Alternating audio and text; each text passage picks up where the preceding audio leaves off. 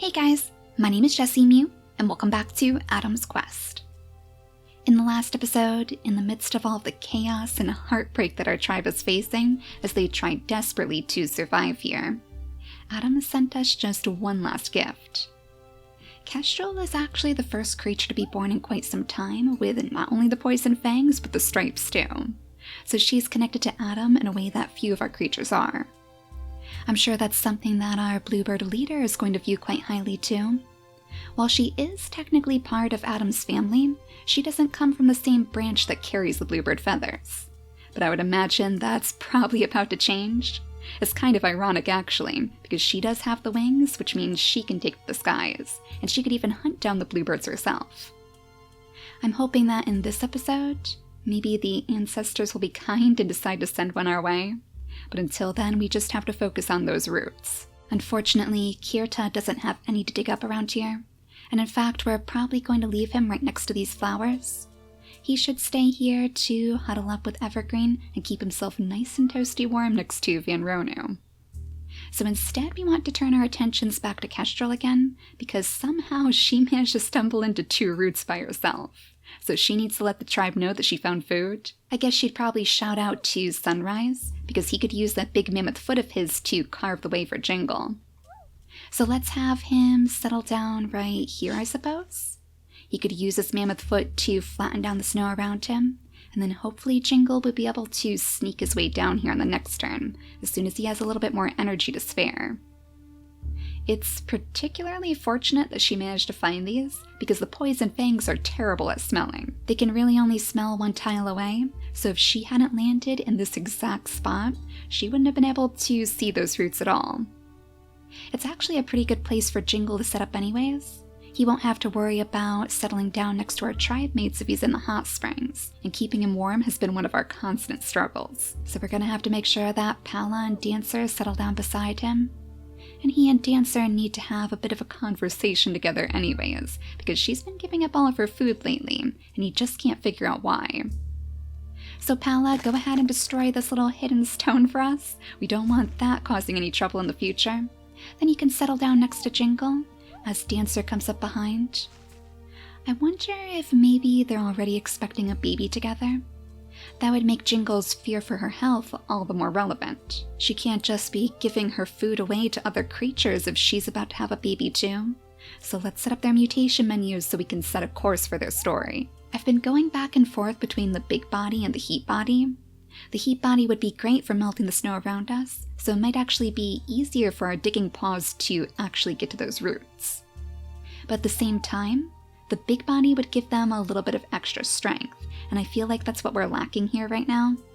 We have Pala, of course, who can keep us safe, but if we run into any Ramfox packs, we need enough creatures around who can take down the swarm. The defense on the balance bears is a bit of a concern too, because if our creatures aren't strong enough, they won't even be able to land a blow. So I think we're going to go with the big body for both of them. I guess as long as they have enough cold resistance, it shouldn't matter, and the big body and the heat body will both provide that in turn. And of course, the second trait we're going to place in their mutation menus is the digging paw, because we want to see double digging pod BBs from them. Jingle's great, but he can only give us 2 pieces of food, so I'm almost wondering if we should save those roots for Kirta. I guess it depends how hard it is for him to carve his way through the snow, or if he can find anything else in between. So go ahead and breed with Jingle, and then we're going to have you stay right there. I'm not going to have her BB on this turn, because I don't think we have enough food to support that. So go ahead and clear out the snow for now, and I guess we'll just cross our fingers that you can have your BB soon, as soon as Kirta finds us another feast. It's kind of sad that he can't even pick up these flowers over here. He doesn't have a single point in collecting. And not only that, but his mother was actually known for her flower crowns, so that's one tradition that he won't be able to continue. I guess he could probably turn toward Evergreen though. She has quite the connection with the flowers too, since it's the only way that she can remember her mother. So I'd imagine she'd be willing to craft him a little flower crown in the future. But for now, let's go ahead and skip the day, and unfortunately see yet again as so many of our creatures starve on this turn. I think that's likely to be the end of Dasher, succumbing to starvation like so many of his friends, and he never was able to dig up the root that they found. Honestly, Comet must just be like crying in a corner somewhere. So many of our creatures have been sacrificing themselves for the greater good recently. And Clove, too. She's not so much sacrificing herself as just waiting desperately for her mate to arrive. But at least she has a little root down here, too. Let's see if you can paw this up. One last chance. Oh, Clove, you poor thing. Not even a root to keep your belly full. So she'll probably end up passing away on this turn too. Without enough gravediggers to set their souls to rest, I'd imagine that they're probably going to remain trapped here, at least until we return. Though I guess there's always the chance that there's plenty of food down here for us to eat, or if a bluebird does actually spawn, maybe we can keep struggling along until the summer finally comes. In fact, Sunrise, what do your visions say now? In one day, the weather is going to be sunny again, so that means in one day the weather is basically going to reset. Then we just have to see what he says for the next cycle of weather, which is probably going to have something to do with snow. But I was thinking that maybe Phoenix would flutter on over to the other side of the tribe. He could actually come right down here and meet his little sister, and I'm sure that these two are going to recognize each other quite easily. They've never seen each other before, but I'd imagine that Kestrel's parents probably told her lots of stories about Phoenix. He does do some pretty amazing work in the tribe after all, making sure that everybody can get to those roots, melting the snow, and did I see another? Oh yes, there are more roots out here. Okay, that means we have to guide Kirta very carefully over to this route. Maybe Evergreen could clear the path? We could bring her up here to the stump and have her shovel out the snow. And then maybe Van Ronu, could you do the same? Come on up here. Oh my gosh, there's another one right next to it. Oh, Kirta, if you dig up all of these, that's 14 pieces of food. Okay, let's see how far he can get. If we dig out this pile right here... No. Oh, the surprise rocks. No, you have got to be kidding me. Oh, Pala, this is why we desperately need your help down there, of all the times for a rock. Oh my gosh, that is so disappointing. So we're going to have to find a different route for him to take? Unless maybe Sunrise could dig it out? I guess we'll have to see if we can move them around. But first, let's bring Jingle to the roots. At the very least, I hope he can dig up a little bit of this food down here. It looks like Pala's going to have to clear the way for him. Maybe that'll help? No, you're still having some trouble getting around. I guess the snow is just that deep. Well, Dancer is often known for flattening the snow around her with her nimble moves. So maybe she can clear the pathway better. This is just about as far as Jingle can go anyways, so we'll bring him right down here, and then I guess we'll have Kestrel flutter out of the way next. I suppose if we have Phoenix clear out the snow right here, maybe she could flutter to his side. Now, unfortunately for her, she's not quite as resistant to the cold as her big brother. That's probably part of the reason why she admires him so. Seeing that big, bushy, warm fur of his, she must be pretty jealous. But she is strong enough in her own right, and Phoenix doesn't want her to forget that either. She has a gift that nobody else on this island possesses. Now we'd best bring Dancer down to Jingle's side. She still won't be having her baby on this turn. Oh, but she is getting dangerously close to the end of her life. Would this actually end up being her last day? Oh my gosh, I hope she's going to be able to have her baby at all. That would be one serious tragedy, and one that would change Jingle for good. But if we can't have Kirta dig up the roots, then we at least need him to stay warm. So let's see if he can scoot his way up to the bunny burrow. Oh, if only there was actually some bunnies around here that we could catch instead. That would be seriously helpful too. Well, go ahead and dig out the snow around you, I guess. And you are so close to that feast. The more snow that we can melt around here, the better at this point. So maybe Kestrel could actually clear out a pathway for her brother. If we bring Phoenix over here, then everything around this area will be melted. So that means Kirta should have a straight shot over to those 14 pieces of food. So just one more rough night to go. I wonder if maybe Pala would be willing to sacrifice her food? just to make sure that Dancer gets enough to survive. So if we change her temporarily over to the rank of an Alpha, and then Pala over to the rank of an Omega, maybe she'll be able to grab one of those 2 pieces of food. I think we'll have to change one of our other Alphas over though. And to be honest, I think it would probably be Van Ronu. He'd be more willing because he doesn't want to see Kirta go without food. He's far too important for that. So Van Ronu, very selflessly, as our bluebird leader, is going to make sure that the rest of his tribe is fed first. He might need his strength, but honestly, other creatures need it more than him. I guess that means Sunrise should probably stay put here too. Unless maybe Pala could come down here and just settle down next to Dancer. I guess she's a bit more worried about her old friend than we even realized. And if she's sitting right here, then she can at least make sure that she's eating her food tonight. And as for Sunrise, while all of his visions are still telling him to settle down by these ports, I think he's going to take a slight detour for now. We could actually bring him up this way, that way he can keep Kestrel warm, because we don't want her getting too cold tonight. One more night without food, one more hard night listening to the cries of our poor creatures as they starve. And a bluebird? Oh, have our ancestors finally heard us? Kestrel, this is your moment to shine. If we can bring you over to the tile where the bluebird is hovering, I think he needs to go a little bit further though. Unfortunately, with all the snow piling around, it's going to be pretty difficult. But as long as he hovers near where we've cleared out this pathway, you should be able to land your first attack. Oh my gosh, I wonder if she can actually poison the bluebird. Wouldn't that be the ultimate form of revenge? For the very same bluebird that swept Adam away from his old home so many days ago. We can't forget though, Clove has passed away now. She sacrificed the last of her food waiting here for Scourge, so I hope the two will get the chance to find each other, even though their souls can't be laid to rest. Alright, so if we can't attack the bluebird right now, let's bring Kirta straight over to those roots. We want to put him somewhere where he'll be able to take up both of them on one turn. Yes, excellent. Oh my gosh, we should finally be in the green again. Oh my gosh, I have never been so happy to see those green little numbers in my life. We're doing good, but let's not get too overconfident. If we want to keep this up, we're going to have to find him more roots after all. So maybe we do want Jingle to keep this root for him? Oh, it's still there, right? Wait a second. Did the root go away? Or can Jingle just not smell it? Oh, that's mysterious. Pala, could you come over here and check for us? Okay, there it is, thank goodness.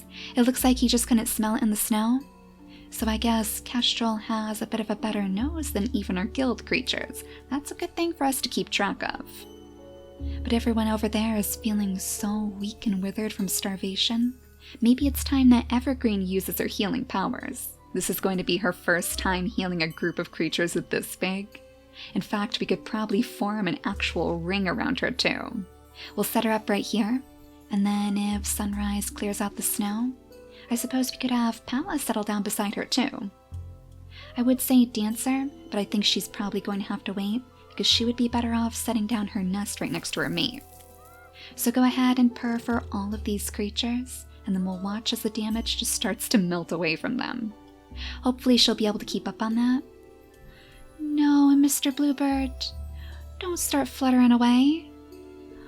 Oh, he's going straight over to the ports where we landed on this island?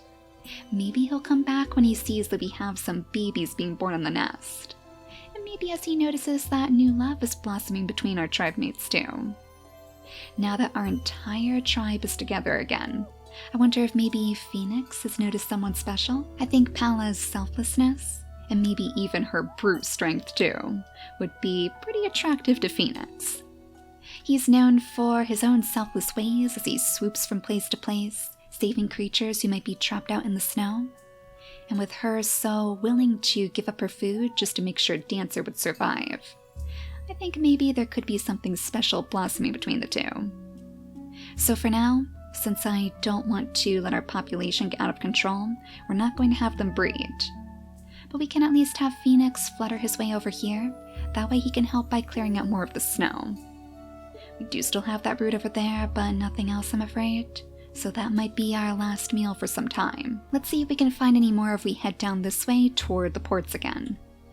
We'll have Jingle go ahead and clear out the snow, but he's not going to pick up this route. That way Phoenix can slip his way in and sniff around one more time. Yes, there's another route down here, leading us straight down to the shore. So maybe Sunrise's visions were right after all? That means we should probably leave Phoenix right here to melt every last bit of snow around him. Now, maybe it's time we bring our bluebird leader back to the tribe? The poor thing has just been sitting on the outskirts, probably stunned actually from starving the night before. It's not quite the sort of pain that he's ever felt. Let's bring him right here. That way he can keep the most important creatures warm, of course. But he'll also get the chance to settle down and meet Kestrel, Adam's little beacon of hope. She's probably watching the bluebird from afar, trying to learn its movements. That way in the future she'll be able to spring into the sky and take him down once and for all. At least he hasn't gone too far away, and I guess there's always the possibility that another could spawn in the meantime, so we'll just have to keep a very close eye on its movements. I guess we could have her flutter her way over here, closer to the bluebird, though farther away from warmth. It would be nice if she could find some cozy little hot spring to settle down in, but I think Sunrise is going to have to do for now. Let's bring him over here so we can keep her warm. She can shovel out more of that snow. And then hopefully on the next turn you can find a way to attack that creature. She must be eyeing the bluebird feathers that Van Ronu has with high curiosity too. I'm not sure if her father ever had the chance to tell her Adam's stories, so this would be a good opportunity for Van Ronu to teach her about their past. It's a story that would probably only fill her with more resolve to take down that bluebird once and for all. So I think it's probably a good idea for him to let that story be known. Now Pala, let's bring you down here. Still keeping Dancer warm, of course. Still standing guard by their nest. And still close enough to send shy little glances toward Phoenix every now and then. I think that's going to have to be the end of our turns for now. And thank goodness, for the first time in what feels like forever, we are actually going to have enough food to keep all of our tribe mates alive. Not a single cry of pain tonight, and in fact just the quiet little jingle of healing magic. And do I see another purse now? Oh my gosh, how lucky! Oh, maybe it's just having Evergreen nearby? And granted, she looks an awful lot like Evergreen from the color of her fur. But she does have the big body, the medium tail, so she's going to be able to travel this mountain without fear of freezing. And dig up the same amount of roots as Jingle too. It is a little bit unfortunate that she doesn't have the home island gene, especially because her parents will probably pass away soon. We might be able to save them? Maybe not Jingle, though. He only has 1 day remaining on his lifespan, and if I remember correctly, the healing magic takes effect after the day has passed. So this might actually be his last day?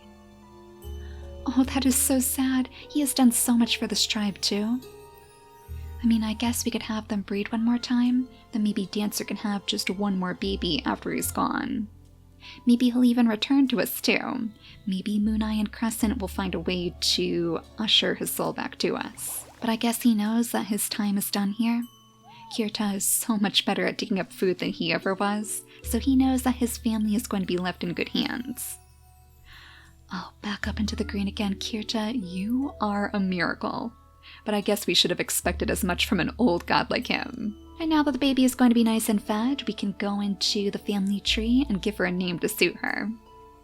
She is actually very cute, and she should have a pretty decent attack too. The big body along with the ram horns will keep her and her family safe. So I think we're going to name this little baby Prancer. Maybe she'll be just like her mother, and she'll be known for flattening down the snow around her with her little dance moves. Somebody's going to have to keep up that tradition after all. So we'll have Dancer come on over here and breed again with Jingle. That way we'll have one more opportunity for a digging baby between them. And then we have to figure out which way we're going to send Kirta next. We know there's another route down here. Oh, 2 routes? Yes, even better. Alright, Phoenix, it's time for you to start carving out another pathway then. And maybe you could even get Pala's help this time. We'll bring her over here so she can shovel out the snow, and then if Phoenix settles down right in this space, he should be able to melt enough for Kirta to get to them both. Then as Evergreen descends the peaks, coming on over to the proud parents of another healer, let's have her settle down between them both so she can purr for them. She's probably hoping that it'll be enough to stave off that weakness. An ache felt deep down in his bones, but Evergreen knows the harsh ways of the mountains. Sometimes, no matter how much you wish that something is going to recover, the cold snow smothers it in the end. All the more fitting that she sees those twiggy little bushes as such a sign. They're the one thing on this mountain that can't really be killed. The berry bushes are too weak to grow here, but those flowers are strong enough to stay alive even in the harshest of winters. I can see her collecting those flowers in the future to honor the fallen. If they can't find a way to set their remains to rest, then at least she can do that much for them. Though I'd imagine that Kirta could probably use these roots to set Jingle to rest if he does pass away. So at least they're slowly getting back into their old traditions again. Now, Mr. Bluebird, are you coming on over here to take a look at our kids? Maybe now would be a good chance for Kestrel to land her first attack. I hope he doesn't despawn before we get the chance to take him down. That would be very, very disappointing. Oh, and we wanted to check too. Sunrise, what does your prediction say? In 4 days it's going to snow again? Yeah, it kind of seems like every single cycle of winter here lasts for 5 days. It could be the length of these episodes that's actually messing us up, but I'm not really sure what to do otherwise. I mean, unless we skip a whole bunch of days really fast, I'm gonna have to record like a 2-hour episode just to get us to summer. Well, maybe our luck is gonna turn around here. We've certainly found enough roots to keep us alive, so it's the perfect time for new life to reach the mountains. Oh my gosh. Really, Pala? Really? Could you be any more subtle? Alright, I think maybe she wants to have a few babies of her own. Maybe those shy glances toward Phoenix are becoming something more. We will have to watch out for the potential for infertile babies between them, but as long as we set up her mutation menu right, maybe this will be our chance to continue the home island gene too. And we can't forget that Kirta is also carrying it as well, and he has plenty of days left on his lifespan, so I don't think that's something we're going to lose anytime soon. Now Van Ronu, let's see if you can help guide Kestrel over to that bluebird. I feel like that's something that he is very dedicated to. And he's found another route over here too, so we'll have to make sure that you mark off that area for Kirta in the future. Let's have you settle down right on top of it so you can melt all of the snow. Then Kestrel? I wonder if maybe Sunrise could clear out a space for you too. We'll have him shovel out the snow around Van Ronu so you can settle down right beside them. And what did we unlock from that? Was that for shoveling out the snow? I didn't think there was any gene that unlocked from that. Oh, maybe it was the wings? Or not the wings, the bird beak. We had the wings already, but I think the bird beak unlocks when you fly a certain amount of times. I'm not 100% sure, but I'm going to assume that's probably what it was. So I guess we could go for a full little birdie baby in the future now too. We have the wings, we have the bird beak, we surely have the peacock tail. That would be a fun thing to try to recreate somewhere in Adam's line. I guess we probably want to leave Jingle right here for the rest of the night, just to keep everybody warm around him.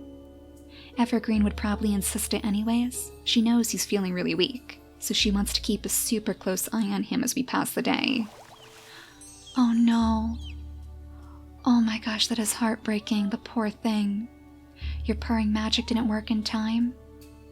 At least Dancer is feeling a little bit better, and you could probably heal her enough that she could spend the rest of her life at ease. But she's never really going to get over losing her mate like that. So Kirta, let's find you that root. At least we have another bluebird too. Actually, is that a bluebird that you can reach? No, it doesn't look like it. Hopefully he's going to circle a little bit closer to us then. Maybe he'll decide to fly across our tribe to go join his buddy. But yeah, Kirta, you come on down here and make sure that you dig up both of those roots. Hello? Oh my gosh, we have another digging pod wonder? He's awfully old too. Gosh, I wonder how long he's been wandering around this place. I mean, he wouldn't be a bad creature for us to invite into the tribe, and in fact, I think we're going to have to. Either that or we need to attack him to send him packing, because if he comes for our roots, we are going to have a serious situation on our hands. So you better grab these while you still have the chance. Oh, he is going straight for the food, isn't he? I don't think Pala is going to stand up for that.